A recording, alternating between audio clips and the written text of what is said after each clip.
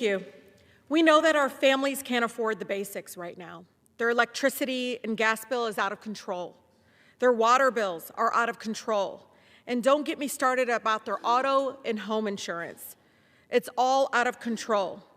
Grocery costs are up 28%. Healthcare costs are up and out of control. And it's even worse for those family members that are sick. So our families can't afford the basics. Everyone in this chamber can agree to that. So there's an affordability crisis in our country. And the corporations and billionaires driving up these costs don't care. They were not only don't care, they also were rewarded with the big tax breaks and the betrayal bill. So this is why it is important to understand that this is a policy choice, that many of our families feel like they're intentionally being put in a survivor mode instead of being able to thrive. I know that right now nearly 1 in 5 children in Michigan live below the poverty line, Madam Speaker, and 60% Americans live paycheck to paycheck.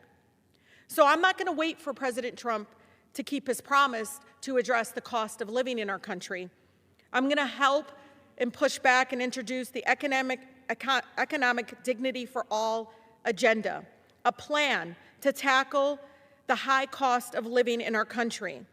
We need to ensure that every family, every single corner in our country, a child has resources that they need to live and thrive in our country, not just hope to survive. This plan includes End Child Poverty Act, the Baby Bonus Act, and the Boost Act. The End Child Poverty Act would provide a universal child benefit of $458 per child per month, bring us closer to a nation where all children have the opportunity to flourish, not just grow. This plan would make it easy for our families to afford the basics. I hear it from them. Formula, diapers, childcare, all out of control, while providing, again, a long overdue safety net for our families. We know right now this bill, the End Child Poverty Act, is estimated to cut child poverty by 50%, according to the People's Policy Project, and cut deep child poverty by 70%. The second bill of part of the plan is the Baby Bonus Act, which would provide every family with $2,000 upon the birth of their child, bringing economic stability to households through timely and flexible assistance at a pivotal moment for our child's development. The birth of a new child is often a time of increased economic insecurity. Families face new expenses of childcare, diapers, baby clothes, and more, while many parents must take time off leading up to and following the birth of a newborn. Without universal child care, parents are often forced to choose between healing, caring for their newborn, and keeping their jobs. As the founder of the Congressional Mamas Caucus, it's time we listen to mothers who are urging our government to focus on families. Roughly 134,000 families are driven into poverty annually because of the cost of child care alone. But this is not surprising when countless families are one job loss, disability, an emergency away from crushing financial hardship. And finally, part of the plan includes the Boost Act. It's one of my district's favorite. It's Building Opportunities to Survive and Thrive Act.